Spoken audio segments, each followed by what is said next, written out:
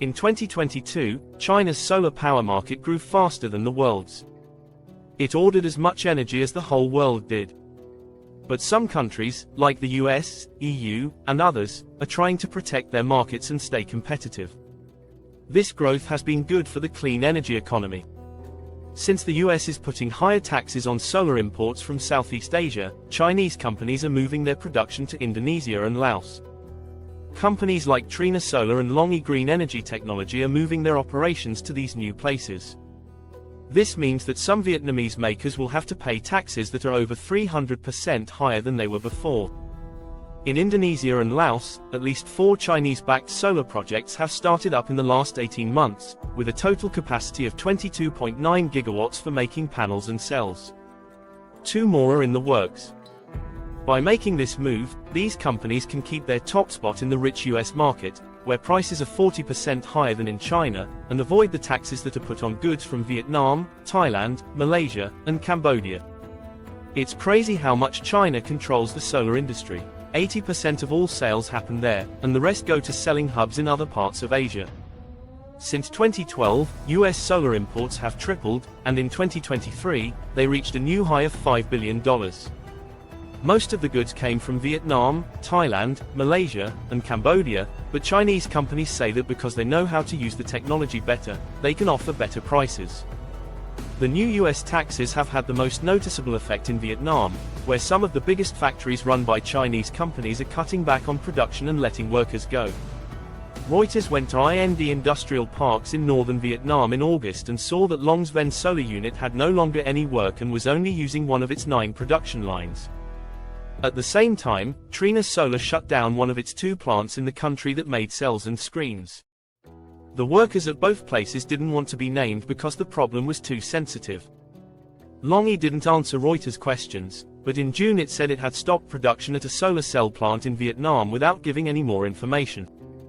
Trina wouldn't say anything, but in June she did say that some sites in Vietnam and Thailand would be closed for repair, but she didn't say more. The government of Vietnam did not answer calls for feedback. US data on solar imports shows that exports from Vietnam have gone up by almost 74% since August. Analysts in the business world say that the rise is due to goods being pushed out early to avoid this year's US taxes, which are hurting Vietnam. More Chinese companies are setting up shop in Indonesia and Laos. More than a dozen people were interviewed for a Reuters story. They were workers at Chinese plants, leaders at non-Chinese solar companies, and lawyers. Trina is putting together a 1 gigawatt module and cell plant in Indonesia. It will be ready to use by the end of 2024. The China Leso Group solar panel plant in the country can make 2.4 gigawatts of modules. Last year, China Link New East Solar also said it would build a 3.5 gigawatts panel and cell plant in Indonesia. Longi and other companies like Thorn Noah Solar are getting bigger in the country. One manager at a US solar company said that the switch to production in Indonesia was sudden and sharp. Their Chinese source in the country was getting a lot of big orders from Chinese companies that want to sell to the US. In August 2024, Indonesia's solar exports to the US were worth $246 million, almost double what they were in 2012. Geno Solar signed a deal worth almost $1 billion with partners in Saudi Arabia to build a new 10 gigawatt solar cell and module plant in the country. This is even further than what other Chinese companies are doing. Tariffs have become a major issue in the US presidential election. Donald Trump, the Republican candidate, wants to put taxes on all US imports to boost industry in the US. He wants to put a 60% tax on all goods from China. The National Retail Federation did a study that showed the planned taxes would have a big and bad effect on the prices of many consumer goods sold in the US, especially those that get most of their supplies from China. A study by the NRF shows that politicians from both parties want to put higher tariffs on solar exports from China in order to support a local supply chain.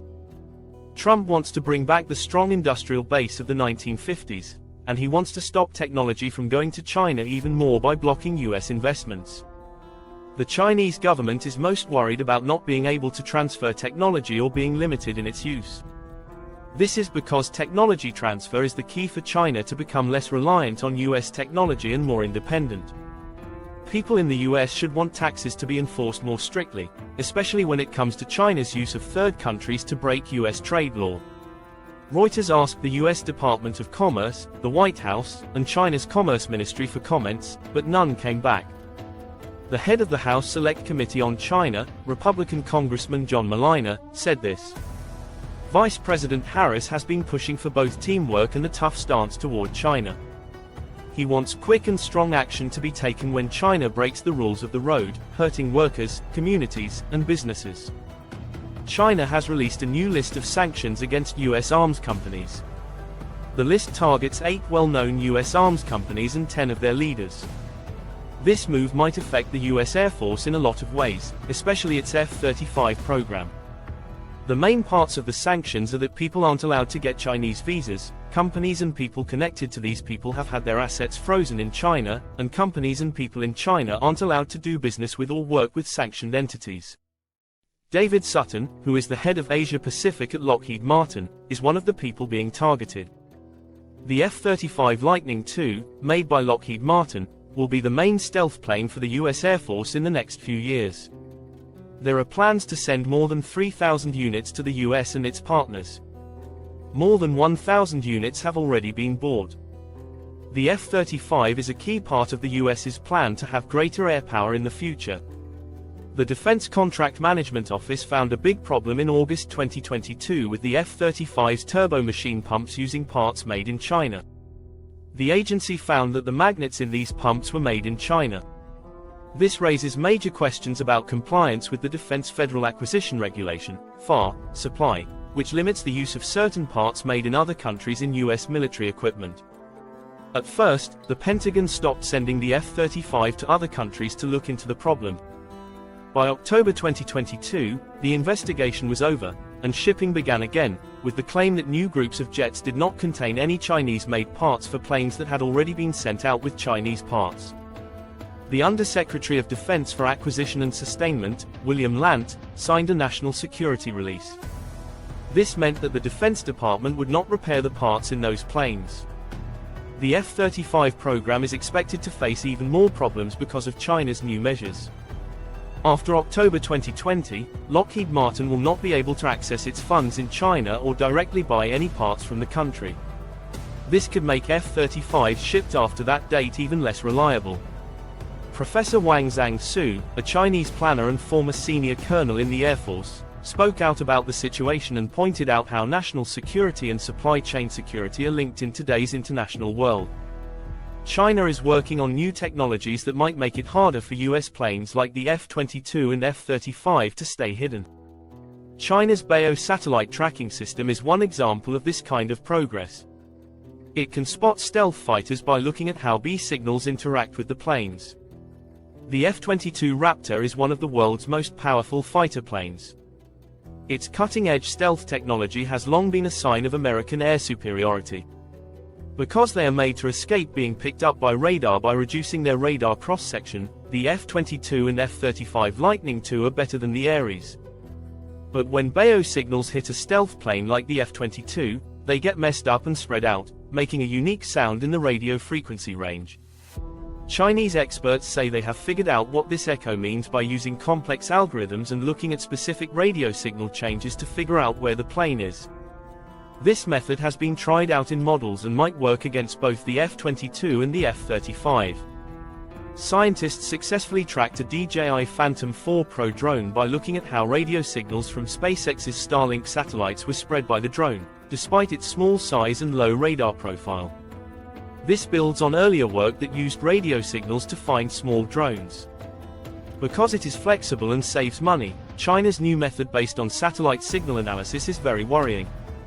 The technology offers a cheaper option that could be used in smaller countries that don't have powerful radar systems. It does this by using Beidou signals or other satellite groups like GPS Galileo or GLASS. This could completely change how stealth warfare works, making stealth planes more exposed in places where they have usually been able to operate without being caught. Chinese researchers have come up with a blind sensing method that only needs one receiver. This makes passive radar systems a lot simpler and cheaper to make. This important step forward was made possible by improving a program that was first created in the 1990s by Goran Zenovic, a computer scientist from Yugoslavia. This development has effects beyond finding stealth aircraft. China is working on different ways to track stealth aircraft, such as using long-wave signals that bounce off of ionosphere radiation from private satellites and electromagnetic signals sent by US military sites.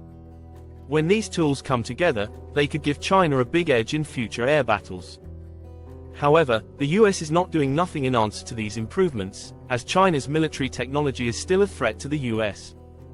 The Pentagon has started to change its plan for the Asia-Pacific region. More than 10,000 US troops have been moved from bases in Japan to bases in Guam and Hawaii, which are farther away from China. People are becoming more interested in using drones instead of traditional human aircraft because they might be cheaper and less likely to be attacked than stealth jets in battles with enemies who are very good at using technology. China's growth in stealth tracking shows how competitive the US and China are in defense technology as a whole. China put restrictions on 3 more US companies with ties to the military: Edge Autonomy Operations LLC, Huntington Ingalls Industries Inc., and Skyo Inc. The restrictions also apply to 9 other US companies: Aerodeson Defense TCOM Limited Partnership, Techstorp and 8 Management Group Act 1, Federal, and Exoff. The BRICS alliance has sped up the creation of an independent payment system called BRICS Pay.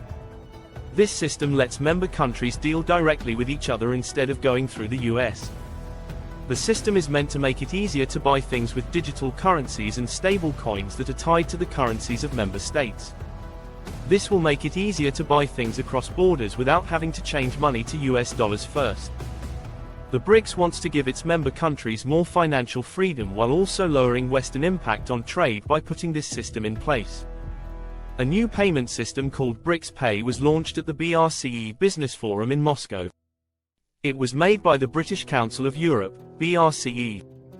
The system works in the real world, and users can use sample cards that are already loaded with 500 rubles, which is about $5.15 United States cents, to buy real things at different stores in the World Trade Center. This real-life example shows how BRICS Pay could make it easier for BRCE countries to trade with each other across borders. Blockchain technology is used to build BRICS Pay's technical framework. This makes sure that transfers are safe and quick. Using this open ledger technology, trades can happen in real time and are safe and clear without the need for middlemen like banks and clearing houses. Cross-border payments can now be made faster and cheaper between member states. This is especially helpful for countries like Russia and China that are often hit with economic bans. BRCE countries can trade without having to change their money into US dollars because BRICS Pay lets transactions happen in the national currencies of member states. The system links national subscription sites with business methods in all BRCE countries, making a smooth network for money transfers. This merger is a big step toward BRCE countries having economic independence. BRCE has big plans to improve and grow the BRICS Pay system so that they can make business-to-business payment options that are more reliable. Focusing on business-to-business payments could make trade between BRCE countries much easier, which could lead to more economic unity and union. The creation of the BRICS Plus unit, a coin project led by Russia, is another important plan in the works. This digital coin could make the Union even less dependent on Western financial systems and give them even more financial freedom. The creation of BRICS Pay is part of a larger attempt to make foreign trade less dependent on the US dollar. The start of BRICS Pay changes the way global trade works because it directly questions the US dollar's long-held power in international trade. This problem could change the way international trade works and impact trade ties around the world. The summit that will take place in Kazan, Russia, from October 22nd to 24th, 2024, is likely to be a very important event for the future of BRICS Pay. As the first big meeting since BRICS Pay launched, this summit is likely to have a lot of talks about the BRICS currency and how to make the payment system even better. BRICS Pay uses cutting-edge technologies like blockchain and smart contracts to make the system safer and to make it possible for more complicated financial deals to be made automatically and without the need for middlemen. Also, digital wallets could be added in the future, which would make BRICS Pay even easier to use and more available.